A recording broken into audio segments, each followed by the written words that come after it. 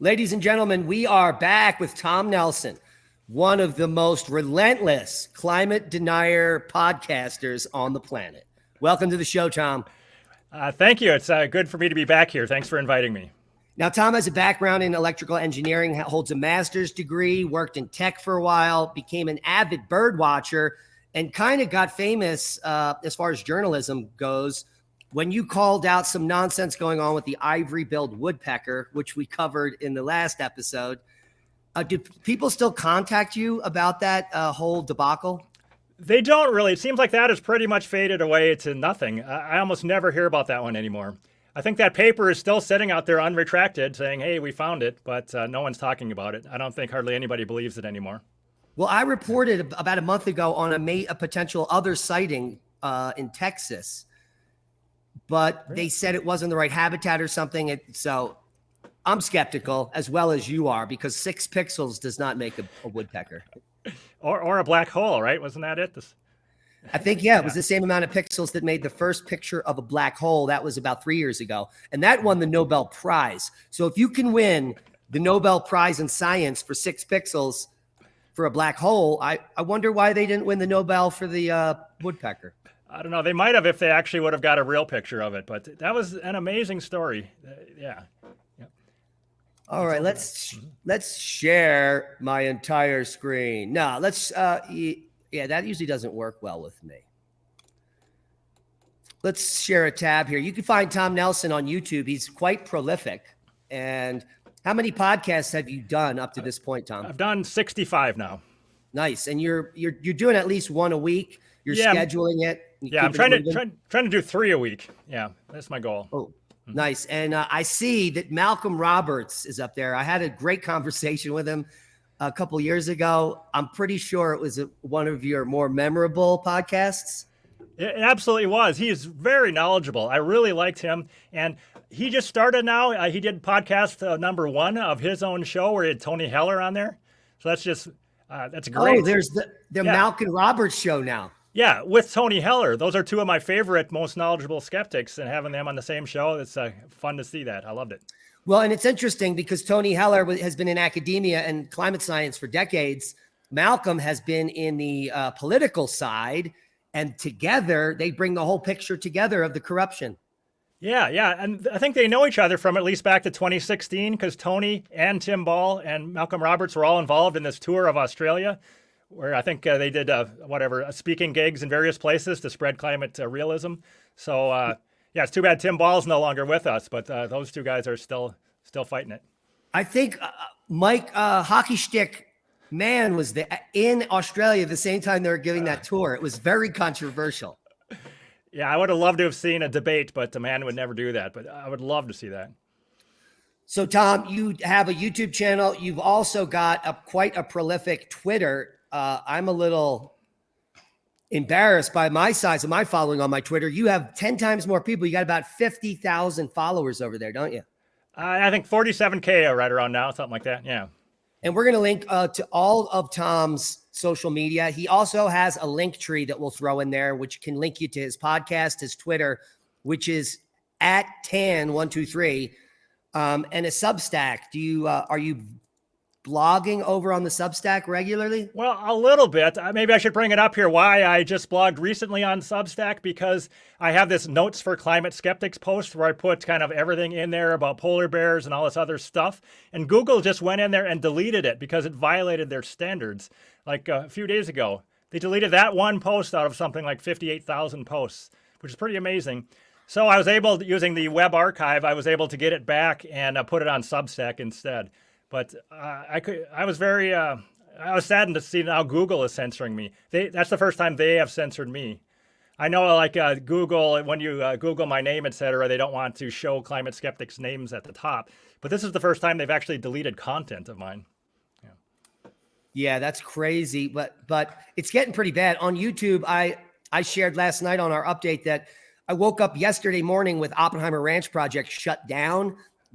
They said it was for medical misinformation. Then about an hour later, I got an updated email that said it was specifically for COVID-19 disinformation. And I never even mentioned that in the entire 30-minute video.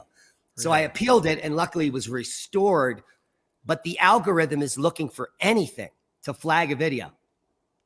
Yeah, I'm hearing that from other people. I think Chris Martenson has had that problem, and Dark Horse Podcast, a lot of people. Yeah. Yeah, because I had mentioned something about a new bee vaccine that they were making. That's it. So they must have heard the word and said, flag the video. So did you hear what happened to the Heartland podcast with Judith Curry? Did you hear that whole story? No, I'd love to. Please divulge it. They were going to do they advertised this live podcast, a live stream with Judy Curry, and tons of people wanted to see that because she's very well known and everything. So they were going to get a lot of viewers. And 90 minutes before they went live, YouTube said, hey, you guys made a post about the election 20 months ago that we don't like, so now you can't live stream. They actually did that. So they had to go to whatever, Rumble and other places. And I think they might have been able to put up that video later, not as a live stream. I think the video itself might be on YouTube now. But they killed off the live stream just for this election disinformation alleged from 20 months ago. So again, that was pretty mind-blowing that they would have the gall to do that. So. Well, at the same time, I can corroborate that in the last year, I've had 4 video takedowns from videos that are over 3 years old. Is that right? Then they've been up and monetized for the whole time, and they were taken down. And these are all just because of keywords, again, like Ghislaine Maxwell, which will probably get this flagged because we just said her name. Wow. But it is crazy what's going on, which is why your work is so important, because the more people that are giving platforms to the deplatformed, this is how we continue to spread the message. Yeah. I think I am very happy with doing the 65 podcasts, and people are finding them. And I got to thank you for helping people find them, because after I was on here the first time, my subscribers went up a ton. So I really thank you for helping me out here, because I think your channel is literally like the Library of Alexandria of climate denial. So if you want to find someone that you like that's in that realm, someone that's hard to find on the interwebs, you've interviewed them. Yeah, I want to just keep doing that. I want to get everybody on there. I think it's good to have like you say, have it on record. I am putting it elsewhere too, on tons of other places, because I am worried they're going to just take me off of YouTube. But if they do, I am on Rumble and BitChute, and it's on a lot of other different audio-only areas. It's on. You can watch it on Spotify too. So it's going to be hard to delete them from everywhere. Yeah, and man, I just had a great thought and I just lost it. Don't you hate it when that happens? Yeah, sorry about that. Now, have you interviewed? So what I was going to say is your climate notes are important, because I've been making podcasts for almost a decade now.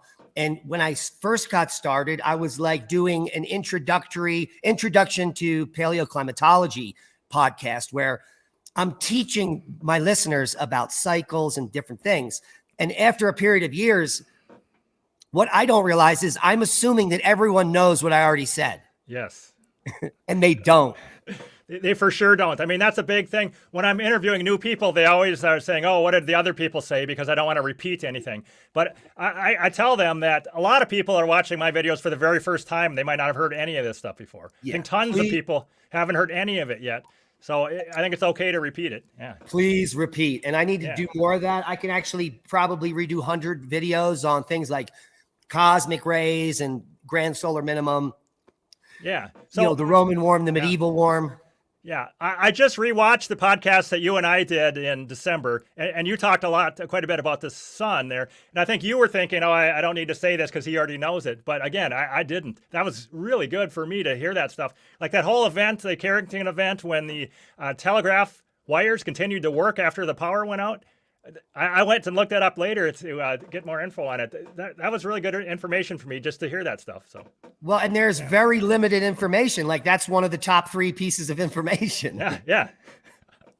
Now, what's scary about that is that with new peer-reviewed science coming out showing that there are at least 5 events 100 times bigger than the Carrington event, which have occurred in the last 9,000 years.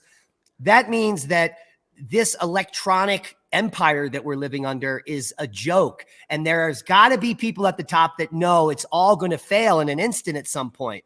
It is not hardened. It's not capable of withstanding anything 100 times the Carrington event, and the earth will burn. So it's like, how did we get into this predicament? And now that we know what is coming from the sun at some point, maybe not this year, maybe not this decade, maybe not in 100 years, but it is coming. And no one's doing anything about protecting the infrastructure. Yeah, I mean, we're wasting all this money, trillions of dollars possibly, on this whole climate scam thing. But it would be so great if we would concentrate on real problems and harden our infrastructure and get ready for the actual things that are coming. I don't know how we can get people to look into this stuff. What are the chances that it happens in the next 100 years? I'm still trying to figure that out, that we have something that our power grid goes in the next 100 years. Is there any way to estimate that? Or? Well, I've been doing the research for 2 years, and what it appears as if happens is that these major flares, and the most recent paper that came out shows that the major flare happens at the solar minimum within the 3-year period at the bottom between cycles. So it either happens a year before the minimum or about a year after the minimum. So when we need to worry about a major flare is coming up. It's in about 4 or 5 years from now. Because in 5 years from about 8 years from now will be the next solar minimum. Okay. If you were in charge somehow, what would you do to harden our infrastructure for this? What's the most smart thing to do now to do that, I wonder? You need to have backup transformers for each. So you need, instead of having large grids connected, you need to start to localize the grids and to connect them regionally. You could still have a full grid, but where you're going to have is small areas that are all able to cut off from everything else, so that if something's coming, you can break the grid apart. And instead of some damaging thing transcending or moving through the grid, it stops at different firewalls. Okay. And that's really the only way to protect your house, is to have a giant shutoff that disconnects everything in your house from the external power lines. Okay, most houses don't have anything like that? I don't even know. No, not really. Yeah. So what you need is a shutoff before your panel that goes, boom. Most houses don't have that. And a lot of people are spending hundreds of dollars to put in these EMP protectors, which are similar to a shutoff, but they don't work. I had a NASA scientist and an engineer come on 5 years ago, and many of the channels that are in our realms are pushing this product called EMP Shield. Okay. But they did a cursory review of the schematic, and they were like, any type of energy of the levels we're talking about from a major solar storm will jump through the device. Even though that the circuit breaker breaks, it doesn't separate it. So they're saying it's going to jump right through it, and it's a useless device, even after it works. Okay. Is there any way the government could put really important electronic stuff underground far enough so it would survive? They've already done that, They're doing that? Okay. They've already done that. Deep underground military bases, DUMBs. You can Google that. Okay. And a lot of people are speculating that the trillions of dollars that have gone missing over the last decade and a half during audits of the Federal Reserve and things, that money is being used for black ops to secure infrastructure underground. Now, that would mean that the government is as evil as we think they are, and that they're willing to sacrifice the entirety of humanity to keep 10, 20, 50,000 or it's probably 500,000 that they need to restart Earth again, so to speak. Okay, interesting. I need to look that up now. Yeah, and this all goes back to my work as being a paleoclimatologist and understanding that there's a 100,000-year ice age cycle that really no civilization would be able to survive. Now, what I didn't know in academia was that when it warms up during the interstadial, that other really catastrophic things happen. I hadn't looked into the Younger Dryas back in the 90s.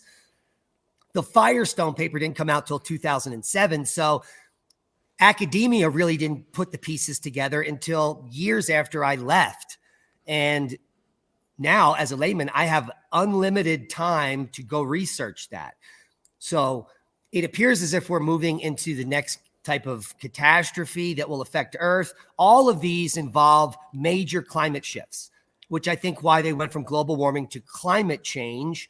We're going to see some climatic effects that haven't been seen for thousands of years. And so it's a great way to dupe the public into believing anything that goes on is, oh my God, it's our fault. Yeah, and you're talking about climatic changes that would happen really fast, right? The whole idea of or 1 degree centigrade since 1850, that is not a problem that we have to worry about. But you're talking about things that might happen over a 10-year period, right, or less? Yeah, Yeah. 12,950 years ago was the Younger Dryas event. And that event, temperature dropped 7°C in potentially the window now is 5 days. And that's just the window they give. That could be 5 hours. They just don't have that type of ability to determine how quick it was. But it went from decades to years to weeks to 5 days. 7 degrees C in 5 days. Really? Yeah. Now, how about these stories of cooling coming so fast that the mammoths froze? They had grass in their mouth or something, and they found them frozen. What do you think is the story behind them? That comes from a false premise. Okay. And it's due to the fact that geology has been an evolving science over just the last 100 years. It really only existed recently. And in the early portions of the 1900s, when some of these geologists were going up into the Arctic and finding these mammoth bones and animals and mucks, they started making up stories because they didn't have any other proxy data or any corroborating information. The stories keep continuing. They find tropical plants up in the Arctic and they're like, wow, it was just warm here recently. The tropical plants they were finding, turns out, are 150 million year old fossils from the Carboniferous. They just didn't have a geologic time scale back then. But when they pick up a rock and see a fern on it, they're like, oh my God, it was tropical here.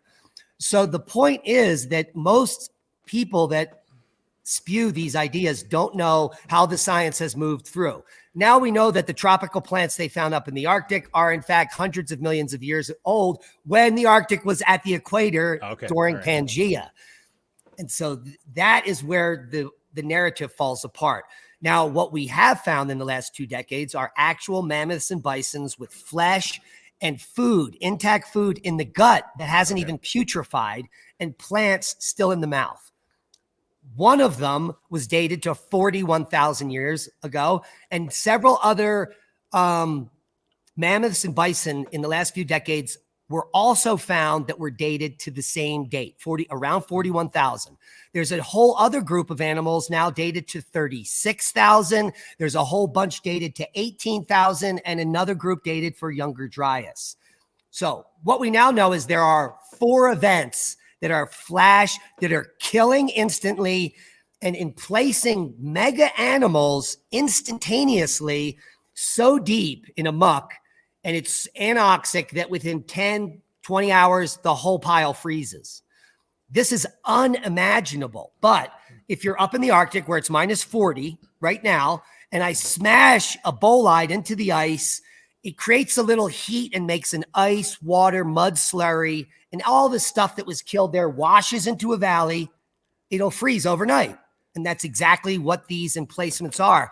Now, the amazing science coming out from it is that we now know that the 42,000-year-old specimens, they've been frozen since the moment they were placed continuously. They've never been able to thaw or they would have rotted. So a lot of people with the pole shift idea, that goes out the window with some of these findings. And even last month, a peer-reviewed paper came out, Tom, where they're up there in these mucks. And some scientists are looking at the DNA in the mud, and they found the oldest, pristine, preserved, non-fossilized DNA, and it's 2 million years old from the muck, which means that this Arctic muck that they found it from has been continuously frozen since the inception of the Ice Age. Very interesting. Really. So the Arctic's been up in the Arctic for 2.5 million years. Okay. And all of these dramatic events you're talking about, the last 4 anyway, were caused by meteors, do you think? The best evidence is it's a bolide. It's a bolide hitting the ice, or it's a comet coming in and discharging close to the ice, because like the Chelyabinsk or the Tunguska event, those are several kilometers above the surface, but they produce incredible amounts of heat, like 10,000 degrees at the source. So if you get this source of heat exploding above the ice sheet, it's going to melt a huge lake, which will wash down and potentially create a catastrophic flood, kill everything, and place it in a valley. That's the other idea. I think a direct hit on the ice is a better idea because they find high levels of platinum. They actually went into the skulls of these animals to take out sediment, and in several of them, the ones I'm talking about that they dated, they found impact markers. So they found high levels of beryllium in the heads, microspherules inside the heads. The reason they used in the cranium is because they think that would be a pristine sediment that got shoved in there during emplacement. Okay. Wow. Yeah. Yeah. So it's how all, I mean, then you get it, people can attack you on dating and say all the dating is bad. Okay. So let's say all the dating's bad. All of it's bad. What we know is that these animals have been continuously frozen up in the Arctic the entire time, whatever the date is. Okay. And then if you just look at it visually as a stratigrapher and we stack up, you know what stratigraphy is? It's all the sedimentary layers that you can just keep stacking up. If we stack up the entirety of the Alaskan mucks, it's miles thick. So that didn't get deposited in a few thousand years. The 2 million years that the thousands of feet of mucks represent is probably the correct date. So it's like the people poo-poo the dating, but when you look at the thickness of the deposition, it pretty much matches what it should be. So are there signs of life then that are miles down? If you drill down 2 miles? Are there in the mucks, yes. Yeah. Okay. But that's not really how sediments work. They tend to tip up like this, like a slight angle, and then you can just walk laterally and go up through the book. Does that make sense to you? Yeah, it does make sense. Almost nothing is flat lying unless you're in the middle of a plate. So you have to go like to Indiana in Pennsylvania to get perfect flat lying rock because it's never been affected by a mountain building event, so to speak. Okay. So a couple of my guests have talked about the idea of abiotic oil, and because some hydrocarbons have been found so far underground. Do you have any opinion on that? I did a podcast last month on it. Oh, okay. It's trending pretty well because I took the podcast to a different level. There are a few papers that have come out in the last few years proving abiotic oil production. The one produces oil from limestones at depth. So if you get a limestone that's subducting or a limestone deep enough near the mantle, chemical processes can immediately take the CaCO3 and turn it into different types of hydrocarbons, including methane gas and oil and things like that. There are another paper coming out that shows that other rock types or there is spontaneous hydrocarbon development at the mantle crust boundary, because in the mantle, it's very mafic. There's lots of magnesium, there's lots of iron, there's lots of oxygen, and there's lots of carbon. And so it's literally the diamonds in the center of the earth are creating the oil if they get high enough into the transition zone where chemical processes occur that break down the carbon and make it into hydrocarbons. Now, I didn't know if you know this.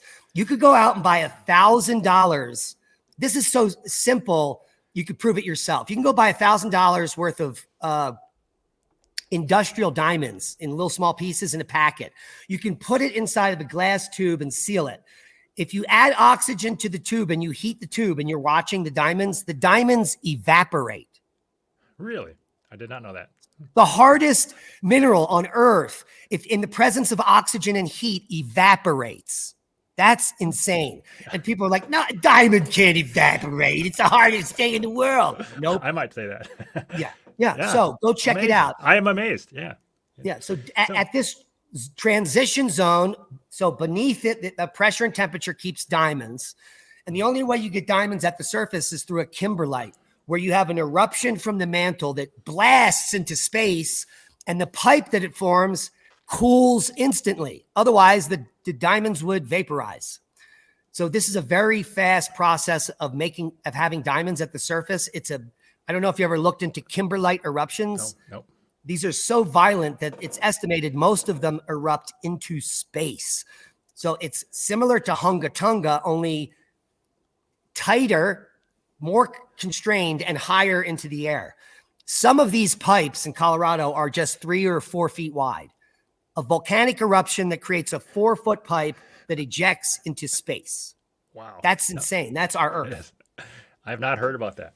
So there's this whole idea that all hydrocarbons on Earth must be from fossils, from life. But elsewhere in our solar system, there's methane, right? I think that's kind of a standard thing there on the moons the atmosphere on of Venus. Yeah, the atmosphere of Venus is a hydrocarbon. Yeah. Most cometary tails have hydrocarbons in it. So hydrocarbons are like a natural. It's a process of the universe. Okay. How about the deal, though? Some coal is from compressed leaves and stuff. Is that true that some coal came from life? Or maybe all of it? Or what do you think about coal?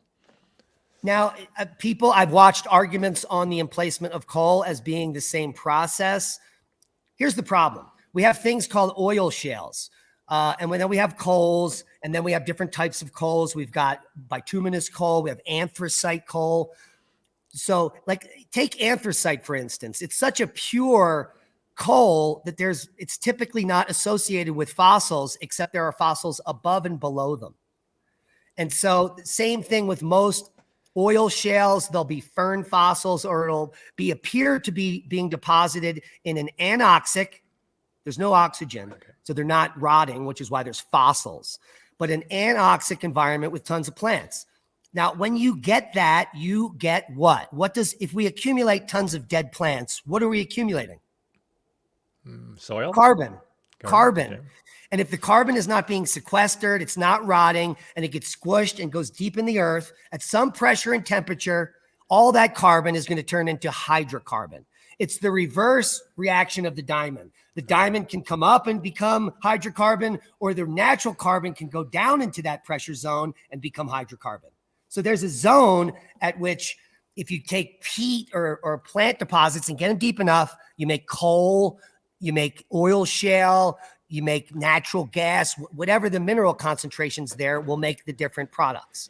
So it's based on the sedimentary environment, what you get, because if you're bringing the coal down, let's say, and that unit is actually becoming coal at pressure and depth, it also might be releasing propane or some other methane. And then that's going to rise up through the cracks, and that's going to be captured maybe underneath of some kind of a aquaclude or some type of a rock unit that doesn't have any cracks in it. And you're not going to ever know where that gas came from, are you? You're going to think it came from there. Yeah. Mm-hmm. So there's lots of problems with oil and gas. The only problem there is that it doesn't go away. In the 70s, they thought they were pumping these reserves dry. They did. They pumped them down to 2%. They went and got another one. And then some guy got paid in the 90s to go look at those holes. He went back and he called back. He said, "Hey, Jimmy, this thing is full." And they were like, "No, it isn't." And so they pumped them all out again. They didn't make a big hubbub about it because it's free money. You don't want to tell people your secret that all you got to do is pump out this reserve, wait 2 decades and come back. And so the Saudis know this. OPEC knows how to do it. Everyone knows how to do it. And it's a big ruse. There is, I think, some hydrocarbons that are coming from plants, like you said, but it's the same geochemical process as the abiotic oil coming from below, from the carbon in the mantle. Okay, so you think it is true that the people selling us fossil fuels want us to think of them as a resource that's going to run out, and that they're not in any hurry to tell us that some of them did not come from life, right? I think the majority, 80% of fossil fuel doesn't come from fossils. Okay. I think it's coming from the mantle. And what is going on? Can you, in the center of the Earth to produce all that heat? Is it any sort of nuclear reaction? I think there is. I think but it's not nuclear. Like nuclear reaction, like our sun is a nuclear reactor that's going to burn out. That whole idea is pretty much needs to be thrown away. And the whole idea that there's a liquid metal iron core spinning in opposite directions, creating a dynamo. Yeah, I think that's incorrect too. I think that we need to go back to Zarkova and when she asked the simple question, when I asked her the simple question, what is driving the sun? It's the double dynamo. So there's a double dynamo in our Earth, planets, planetesimals, suns, asteroids. all have a magnetic field that's making them do an orbit, right? You can only do an orbit if you're magnetically locked into something. They think it's gravity. If gravity was the reason why things are moving around like this, there wouldn't be anything moving around. They would hit something eventually. But we seem to have millions of things that are still moving around, some of which are billions of years old. If it was gravity creating them to move around, how many objects can spin around for billions of years and not hit something? Nothing. It's almost the dumbest idea. If this is all gravitational attraction, everything's going to hit everything. Right. And it doesn't. None of the planets are hitting anything. We've been sitting here for billions of years. Maybe they have in the past. We have an asteroid belt. But if it was all gravitational attraction, everything would be either being flung out or sucked into the middle. And that's not happening. So that leads you to question everything. I think this is an electric universe. More importantly, it's a plasma universe, because people are like, electric. I don't see any electric. Okay, plasma is invisible. It's another state of matter where energy can be transferred. And we've proven that there is a Birkeland current that is going from the sun to the earth. And Birkeland currents, electrical currents that go from the earth to other planets, and the sun to every planet. There is a magnetic connection. You can even go on NOAA's website and go download the Enlil spiral. They've got a couple spirograms that show it's the solar wind prediction. It shows you when the electric reconnections occur. You can watch it. NASA knows it's there. They haven't changed their model. It's all gravitational, but they know everything is electric. That's why it's crazy that we're living in this world. We can go out and view the aurora and see the electricity coming in. And then we know the sun just shot something out at us, and that's why the aurora is there. So we know it's there, but we don't care, apparently. All right, so let me finish your question. Yeah. Take the electricity in from the aurora and go to the core. Go to the core of Earth. There could be a mini sun. Whatever the sun is could be at the center of Earth, just a tiny version of it. And a lot of people call it a plasmoid. It's just a Z pinch where an electric field comes in through the poles, and at the center, there would be a Z pinch. An instability that creates immense amounts of power. And a Z pinch is what a sun is in the plasma universe model. A sun or a star is a Z pinch along a Birkeland current. And if these Birkeland currents exist and they connect from stars to planets, then why wouldn't there be Z pinches at the center of planets? Moreover, active planets, meaning planets that have geology and earthquakes and volcanoes, because that type of activity is being driven by the heat in the center, not from outside. But outside is supplying the heat. People don't get it through the Birkeland current, through the aurora. And that's where the energy comes in. So it's postulated that in a major solar event, let's say a Carrington times 100 hits, the amount of energy that's going to enter the poles is going to be so insane that what it does is the Earth actually grows a little. It gains matter because matter is being formed at that plasmoid. And then that causes massive rifting, the sinking of Atlantis, huge volcanic events and earthquakes during these events. So I think that some of the mountain building events we've seen, all these events are catastrophic events. They don't take millions of years with slow uplift to make the Himalayas, as they claim. I think the Himalayas are moving up a little because the plate is still moving, but there are times when huge amounts of energy enter the planet and mountain ranges like the Himalayas can rise up in just decades in what would be crazy catastrophes. One of my podcast guests, I can't remember which one, was saying that it's a mistake to assume that the Earth's diameter is exactly the same all the time, that it changes. What do you think of that? Changes through geologic time? Yes, geologic time. Yeah, absolutely.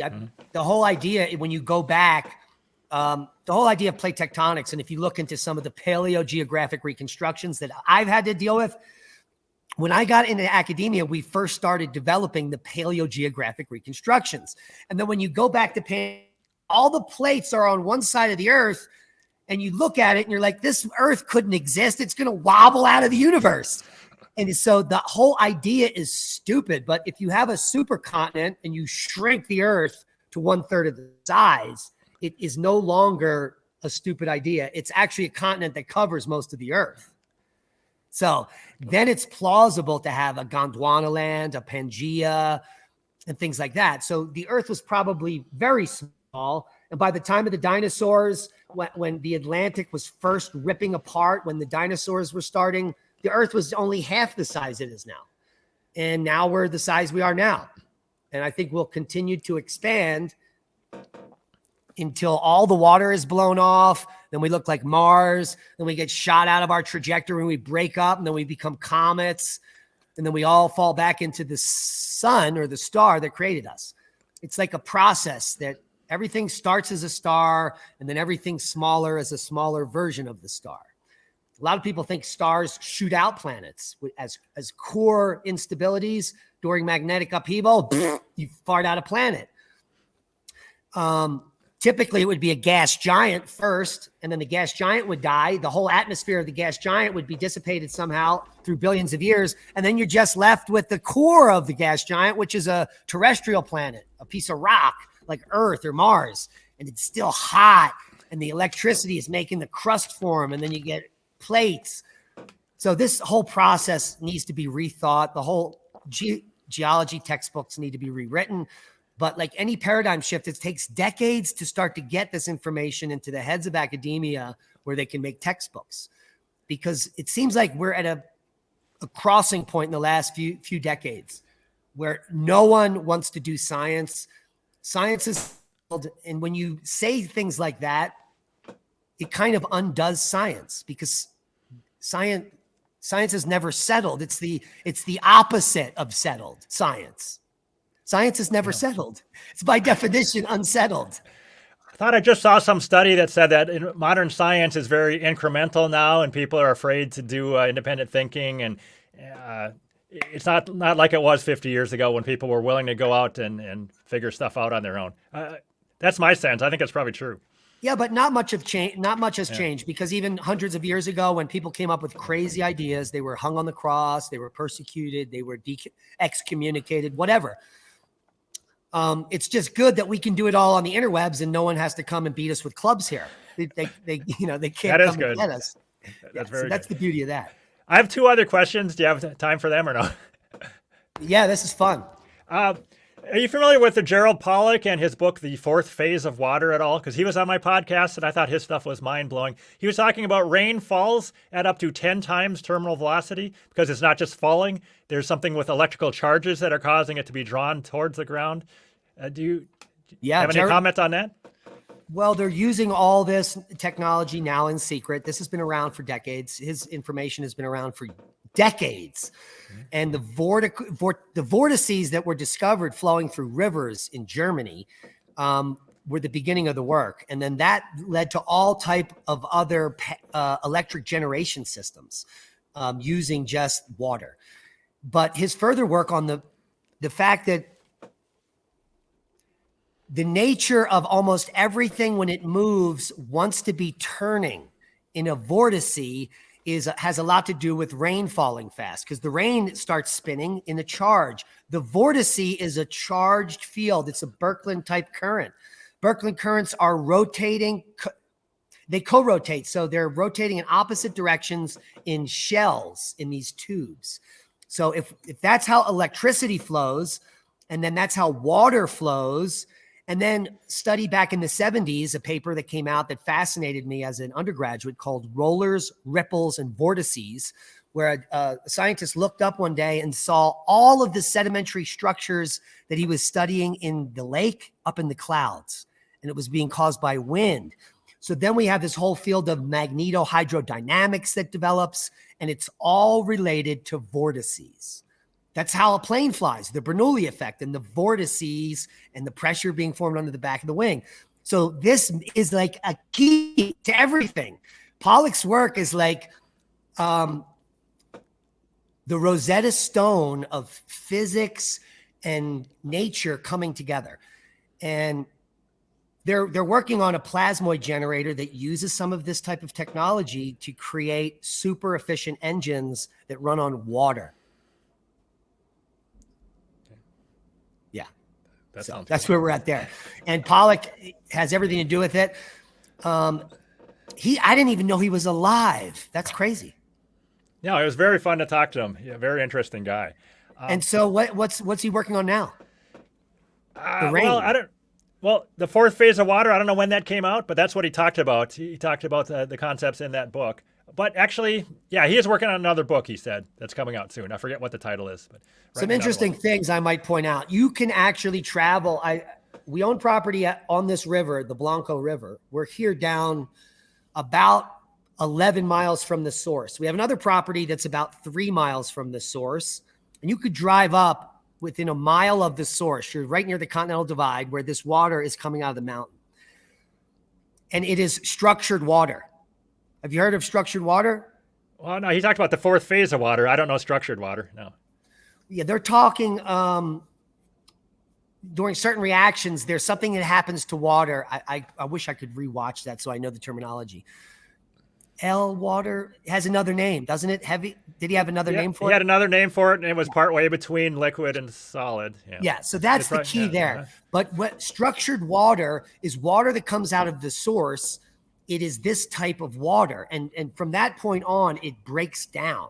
It gets influenced by pollutants, toxins, other flow rates, I don't know, stagnation. But when it comes from the source moving and you capture it, it's like the fountain of youth. Everyone knows what the fountain of youth is. I think that from my work and looking at some information, the fountain of youth is being able to find the water that's coming from this very source of where it emanates and it's moving out of. If you capture it there, it has healing properties. It's literally like antioxidant water. Did he go on to say anything about the healing properties of water? Or no, he didn't talk about that, but he talked a lot about the charges, that there was different charges, and maybe that has something to do with what you're talking about. There's lots of experiments where you can take this structured water and put it in different containers. And you can yell at one container and you can tell another one you love it. And you can tell the third container that it's going to be healing water. And then you can study the water.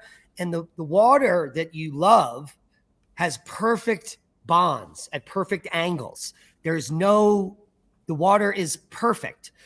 The water that you hated, the bonds are broken. They have strong, weird angles. They have inclusions in the matrix. And it's all based on you speaking to the water. I mean, this is the type of science that everyone's gonna be like, not science. But this is the type of science we need to be doing because it's actually the science we need to know. Because most of the water we have is polluted on Earth. Maybe the reason everyone's so miserable, discontent, maybe we're in this slave world because the water is so polluted and dirty. We need to know how to get back to source and find the source of water. Why did the pyramids have aqueducts underneath of them? What was the purpose of running the water under the pyramids? What's the purpose of not telling the public there are aqueducts under the pyramids? It's not in any of the textbooks. They don't tell it to you. You have to go in an esoteric search to find out that there are miles of underwater aqueducts that connect the pyramids. Why? I didn't know. This first I've heard of it right here. Yeah. Well, it goes all back to everything I just said because they knew that science that we do not know now. Could you imagine if you didn't need pharmacies? All you need is water moving under a pyramid and a couple priests telling them that they love the water, and then you go bathe over here and you're fine. That's all you need to do. Can you imagine being the powers that be that are making all the money, knowing that and saying, we cannot let them know this? Amazing. Yeah. I mean, we live in a slave world. Our little 80 years on the planet, there's no way that we can figure it out, get to the source of it and fix it. I mean, there's just not enough time. Right. That's for sure. And then even if you get 20 people together that have figured it out, how are you going to fix it? The people running everything are the people running everything. So what happens is every so often, the universe kicks us back, kicks us in the teeth, and all of that garbage gets erased. And hopefully the next iteration will be a cleaner one with less pollution, less landfills. This type of society has never existed on Earth that we're aware of. There's no evidence of any society being this polluting and disgusting. Because I can just give you one example. Monsanto created PCBs in the 70s. They stopped production because it's a carcinogen that has no half-life. I don't know if you understand what that means. It means that Monsanto has polluted the planet forever. These chemicals never go away. They bioaccumulate in the fats of apex predators, and they get continuously recycled back into the subsurface, and they never degrade. So the amount of PCBs that we have on Earth will be here forever. And that means we will have this carcinogen on Earth forever that we made. Well, I didn't make it, Monsanto. Right. Okay. And so if we had a society 18,000 years ago that made the same garbage, we would find it. And we haven't found anything like that. So in 100,000 years, when aliens come and we're not here, they're going to look and sample and be like, oh, they killed themselves. I mean, it's going to be that obvious. I shouldn't laugh. The whole Earth is going to be just have a toxic film on it. Kind of gives you some solace that your life is only 80 years. Yeah. So seize the day, Tom. Okay. Great advice. Do you think we will ever burn all the hydrocarbon fuel that we have, or are we going to start burning water before then? Or I'm wondering, even at the current rate, if we kept burning at this rate, how long could we do it until we would run out? Well, it's a big lie, and there's no real data. Yeah. In the 1980s, we were going to be out by 1999. Yes. Yeah. Right? And then they started realizing in the 90s what I told you. They went back to the depleted reserves, and they were all full. And now they've just told the whole world that it's going to run out. So they had to have a meeting, and they're like, this shit ain't running out, man. It just comes back. And then after they found out it came back in the early 2000s, they found more oil reserves than all of the oil reserves ever found. So you tell me when it's going to run out. That's never. It will never run out because first of all, we're not looking the green agenda. No one's looking. If we were continuously looking for oil, we would find 10, 20, 30 more times. And then 40 years later, when we didn't have any, we went back to the old places and we were like, it's all back here again. But I also think that we're going to be able in the future, the technology is moving so quickly, we're going to be able to spontaneously create anything we want out of nothing. Think about this. The mimeograph machine is 40 years old. Blank, blank, blank. Then we have a copy machine. You just put something on, it makes a copy. Then we can fax shit. We can send copies on a telephone. And then we can take pictures of our ass and send it around the office. And then we have 3D printers. Yes. Oh my God. And then so when is the box where you push a button and you say ice cream and it goes, I mean, that's right on the future. So the whole idea of scarcity of resources is stupid. Technology is going to overcome that in a short period of time, and we're going to be able to create any resource we want. It's provable. It's impossible to create synthetic diamonds and make it marketable. All the diamonds created in industry are synthetic. The biggest diamonds that are being sold as real are fake. They're synthetic. Synthetic diamonds are the cheapest diamonds to produce. And just 15 years ago, they said it would be impossible to make diamonds cheaper than finding them. And we did, right? Element 115. Did you ever hear that? No. This is what powers spaceships, according to Bob Lazar. And when he said that in 1990, we hadn't even found that element yet. And everyone said, this guy's clearly out of his mind. We only have 112 elements. Well, sure enough, in 1997, they found element 115. And then in 2010, they recreated it in the lab. So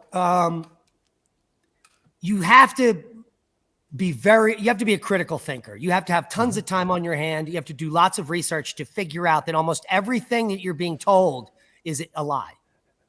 Yeah, I agree. And it's all being done to drive you to do something. They want you to be scared. They want to have scarcity. Yes. They want you to think you've got to act this way or else. when it's just like the principal telling you what to do. That's all it is. So do you have an opinion on Chat GPT and how that fits in with looking at the machine and having it produce ice cream and all this other stuff? Do you think it's a real major leap forward, that technology? Yeah, everything is a baby step to where we will get. Okay. And a very smart man said that you never consider the first iteration of a new thing because it's going to be obsolete. It's not the end thing. So you never buy the first iPhone because it sucks. You buy iPhone 3 because then they got all the kinks out, or it's the actual product that they were developing. So whatever the new technology that comes out, that's not the technology that's going to develop. So anything that's brand new is like the Betamax. Remember that? That only lasted a year and a half, and then it was VHS, baby. And I was like, how in the world did we decide to go with the bigger tape? That doesn't make any sense. Like, it's the opposite of what we should have done. Instead, we have these big tapes. So, and it might have to do with, it all has to do with who has the money. Who lobbies the most. There have been perpetual energy machines and machines that make, and we've had internal combustion engines burning at 80% efficiency in 1920. They were outlawed. The information was destroyed. And they said, we can't release this to industry. It's going to kill us. So once you're a multinational corporation and you control automobiles, internal combustion, oil and gas, you set the efficiency for that device based on how much money you want to generate. We could be, all cars could have 100 mile per gallon engines, but the oil and gas lobby is too big to allow that to happen. Okay. Are you aware of that type of? I'm not. No. Yeah. I mean, think about it.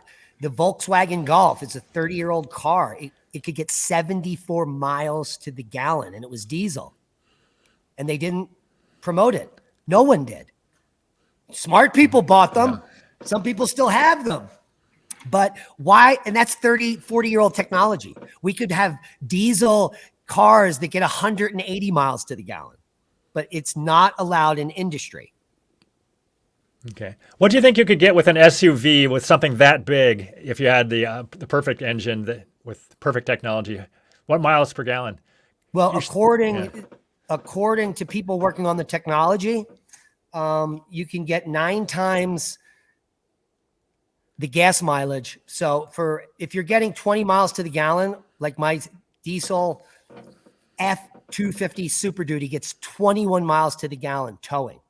I could get 210 miles to the gallon if I transferred over to new technology using the same internal combustion engine. And the only thing you're doing is after it fires up, you switching over to water. You start it with the diesel, you switch over to water. It runs on water the whole time. At the very end, you got to put the hydrocarbon back into the system to turn it off. So they have that technology right now. It's not being allowed to be used because it would bankrupt Earth. The moment this technology comes out, 90% of all the oil and gas sales go away.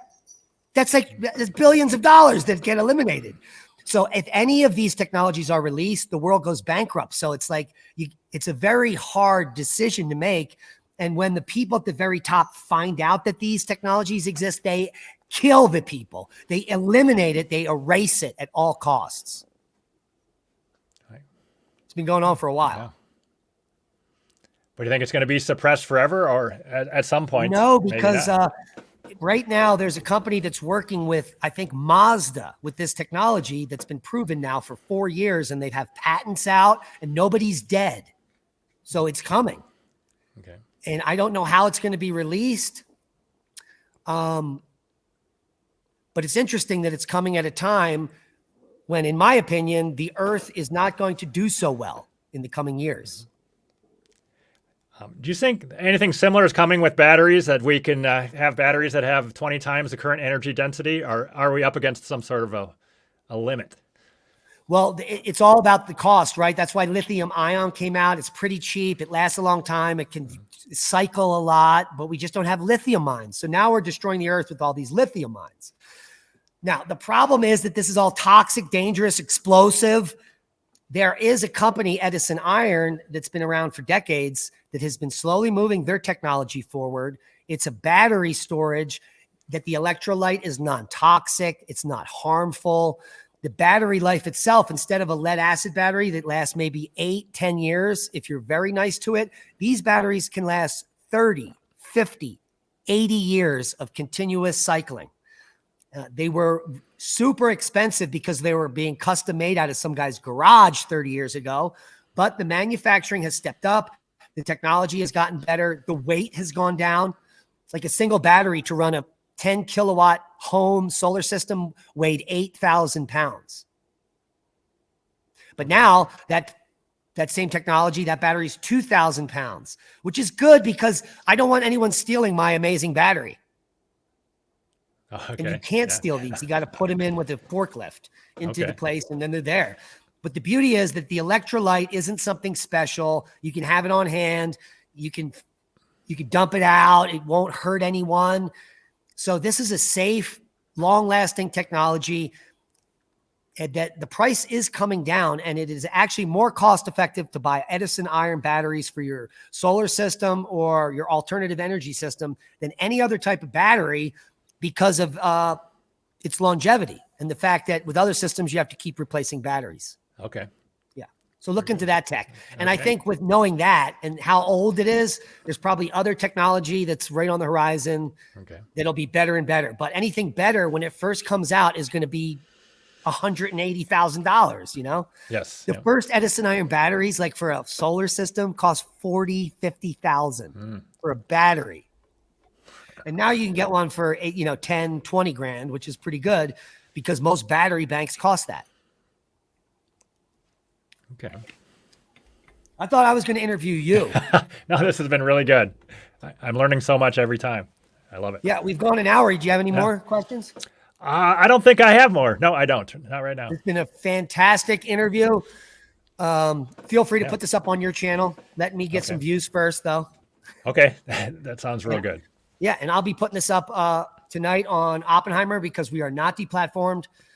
And go check out Tom Nelson's awesome YouTube channel, the Tom Nelson Podcast. Did you just rename it that? No, I thought long and hard, and I came up with that. I'm pretty proud of it. Are you being facetious? I am. Yeah, I didn't know what else to call it, so I just put that up there. Yeah, if you guys want to see Tom in the flesh, he's going to be at the 23rd annual international. Do you know what it's not quite that many. It might be 15 or something, maybe. Okay. Something like that. Yeah. The next international conference on climate, which is happening in Orlando, Florida. I covered it last year. I did a great interview with Patrick Moore and many other people. Got to sit next to Willie Soon. It's a great event. You're going to have a great time. When was the last time you were there? I was there in 2019. Oh, I loved it. Yeah. I thought you said 2012. So. Oh, yeah. I was there also then. First one I went to was maybe 2010. I've gone sporadically since about 2010. It's a good time. Plus, you're in Florida. Yeah. Yeah. I'm looking All forward right. to It's been a pleasure, Tom. We'll get you back on the show soon because you're such a great questioner. Oh, okay. You do a great. good job as a podcaster. Keep up the good work, and we'll talk to you soon. All right. Thank you very much. I'll talk to you That's next good. time. All right. Goodbye.